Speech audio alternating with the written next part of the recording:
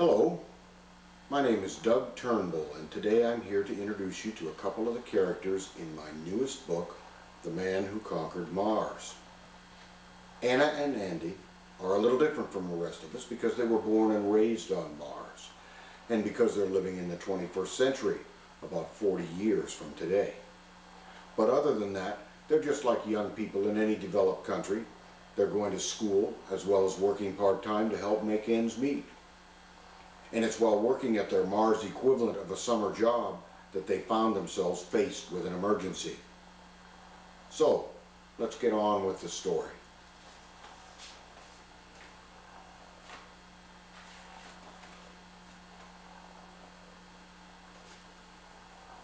The Man Who Conquered Mars. Chapter 1. Just Another Day at the Ranch. The trip from their overnight parking point to Titoff Ridge passed without incident, and they had just stopped at the foot of the ridge when a message came in with a very urgent alarm. Due to retro malfunction, Argus 3 lander down 150 kilometers northwest of Schiaparelli. Believe you are nearest ground personnel to their location. Please advise if in position to retrieve passengers and transport to Musgrave Station for temporary billet. Signed, Rodney Wiseman, VP Operations. Well, there went our spelunking expedition, Andy moaned, shaking his head. Gotta play nursemaids to a bunch of newbies. Come on, Andy. You know a couple of the people on the lander. Check the roster. Go ahead and reply to Uncle Rod in the affirmative. Tell him we will plot a course and that I'm calling the lander now. Andy sent the message and proceeded to plot a course to the lander, which appeared to be about 53 kilometers away from their present location. While he was doing this, Anna called the lander on the command line, putting the call on the speaker so they could both listen. Argus 3, this is Anastasia Konstantinova calling. We're about 3.5 hours away from you and on our way. Anouk Jean-Louis here, replied the answering voice in a distinctly French accent. Glad to hear you're so close.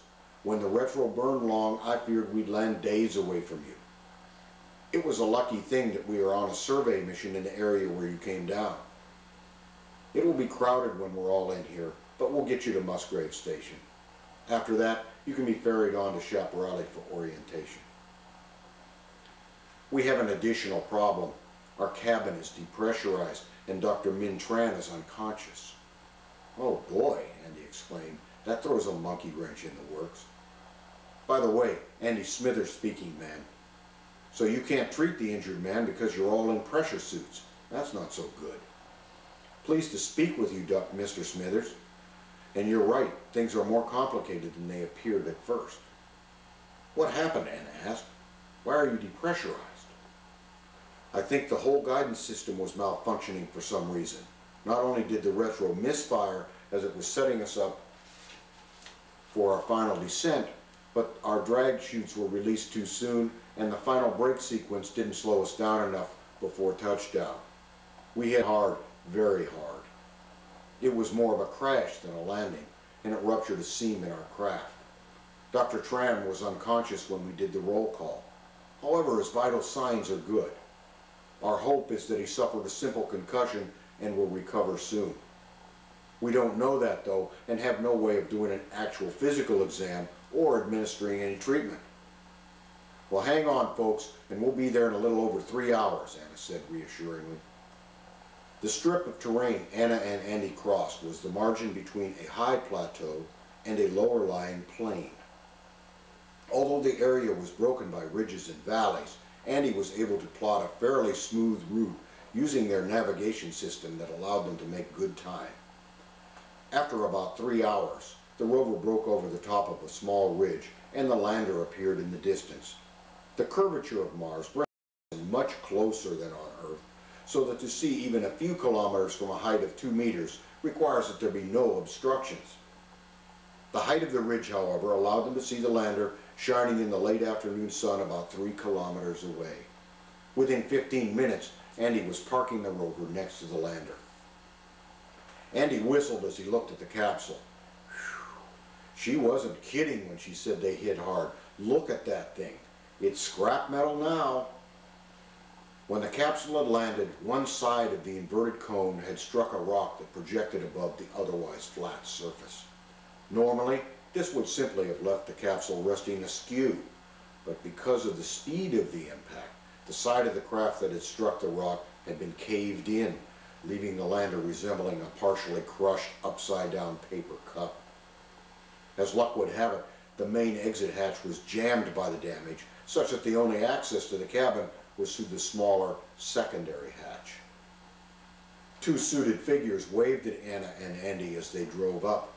They had been talking on the phone, so Andy and Anna knew the figures were Anouk Jean-Louis and Charlie Jones. Andy and Charlie had already corresponded extensively, as Andy was Charlie's Mars mentor. During training, each prospective immigrant had a person on Mars that he could use as a source of information about what to expect as a colonist. Because they were both Boy Scouts, Andy had served this function for Charlie. They'd also played chess frequently, and Charlie won more often than not. "Hey Charlie, what's going on? You guys bucking for a drama award, what with the crash landing on Mars and all?" "Hi Andy, it's good to talk to you without the time delay. I think this was just a little more drama than anyone had in mind. So what's the deal here? What do we do next?" "Anna's in charge, but pretty much we need to load you guys into our rover and get you to Musgrave. We'll never make it today, but should be there by this time tomorrow. How long will it take you folks to unload?" At this point, Anna broke into the conversation. "Lieutenant Jean-Louis says it takes about 10 minutes for each person to wriggle through that small hatch, plus add another 10 or 15 minutes to get Dr. Tran out. That's over an hour and a half. Figure at least 5 minutes each to cycle people through our lock, and there's another hour. So we're looking at 2.5 hours minimum to offload and get into the rover." "Well, we better get started then. We can save a little time by having people go right into the rover as soon as they're out of the lander." "There you go, Andy. That's why I leave the logistics to you. My estimate was all wet." "Nah, it just takes a minute to figure out the best way for these things. You would have got the answer in a second. Anyway, it'd be best to figure on 2 hours, though, because nothing ever goes like it should."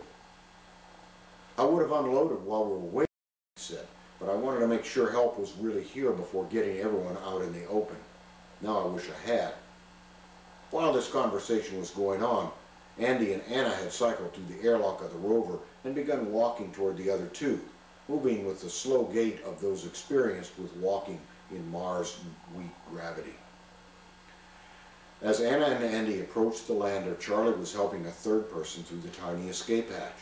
The woman was wobbly on her feet when she finally set foot on Mars. The passengers in the lander were arranged like the spokes of a wheel with their feet at the hub. Lieutenant Jean-Louis and Charlie Jones were nearest the hatch, which is why they'd been first out. The plan was for everyone to come out in turn, with one person staying inside to help move Dr. Tran through the hatch. After the process got started, Anna moved back inside the rover to supervise the operation of the airlock and the unsuiting of the passengers. 3 more passengers had unloaded and cycled through the rover, leaving 5, including Dr. Tran, still inside the lander when the alarm sounded again. Immediately following the warning, Wiseman came on Andy's, Anna's, and Lieutenant Jean-Louis' phones. "The Solar Watch satellite is reporting what appears to be a big solar flare headed our way. As you know, the average arrival time is around 2 hours from the Sun to Mars, but we had one a few years back that hit 40 minutes after the alarm. I'll keep you posted, but any speed you can add to this process will help." "Got it," Anna responded. Anna knew they were in a bad situation. Because Mars' thin atmosphere and equally weak magnetic field offered little protection, everyone in the open could easily receive severe, possibly lethal doses of radiation when the wave of high-energy particles arrived. "Anna," Andy said, "I have an idea. At the minimum cycle time for our own airlock, we need at least 30 minutes to get everyone into the rover. To hit that mark, we have to speed up getting people out of the lander. Realistically, at this rate, it'll take another hour. Pull the rover around facing the lander so we can reach the escape hatch with the Waldos. I think we can cut this tin can open and let everyone out a whole lot quicker. The problem is that the hatch just isn't high enough to accommodate the life support pack while it's still on the suit. Having to take the pack off, slide it through, have the person go through, and then reattach it to the suit is what's taking so much time. Anna did as Andy instructed, using the cutting wheel on the roof Waldo to make an incision on the side of the lander, vertically extending the left edge of the small escape hatch. Once the entire length, including the hatch opening, was 1.5 meters, she turned the wheel and cut perpendicular to the incision she had just made, extending the new cut until the end was even with the right edge of the hatch opening. Using the claw on the left side Waldo, Anna gripped the underside of the flap she had just made and pulled and twisted simultaneously, hoping to peel it back and out of the way. It didn't appear to move. "Try it again, Anna," Andy said as he got close to the point on the flap where it should have creased. She did as he instructed. "It is giving a little. We just need some more power. Get the right side Waldo on it."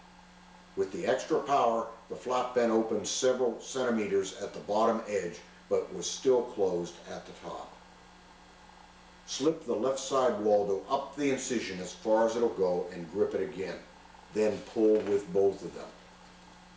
Anna did so, and the flap finally creased on the right edge.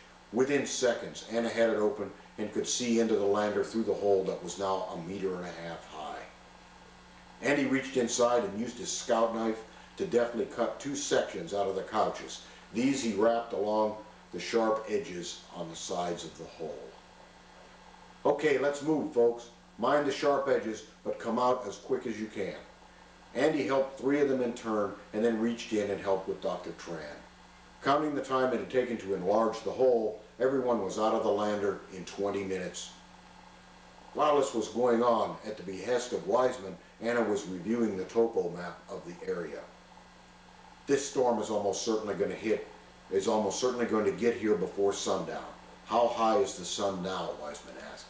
Anna held out her hand, made a fist, and placed it in the space between the sun and the horizon. "It's a good 15 degrees, Uncle Rod. At least an hour to sunset." "That's too long. There's a ridge or yardang about 4 clicks due east of you. According to the map, it's about 10 meters high. The east side of it looks pretty sheer. Plot a course and get there ASAP." "Okay, Uncle Rod." "How's it going, Andy?" "Dr. Tran will be coming through the inside door next. Make sure someone is there to catch him when the door opens. Charlie will follow him, and then I will be last." When the lock finished cycling Charlie through, Andy stepped inside. As soon as the outside door clicked shut, he felt the rover lurch forward. Riding at the very back of the bus made for a rough ride. "Boy, Anna, every rock and bump on this trail." "There isn't any trail, Andy. Hang on, everyone." Acquiring Wiseman's sense of urgency as much from his manner as his words, Anna overrode the governor that kept the rover limited to 15 kilometers per hour and drove as fast as she could while still retaining some semblance of control. She drove manually because the autopilot was too slow, methodical, and safety conscious for this situation. The ridge was within sight within 10 minutes, and Anna headed for the elongated shadow on the east side. And we're going to stop right there.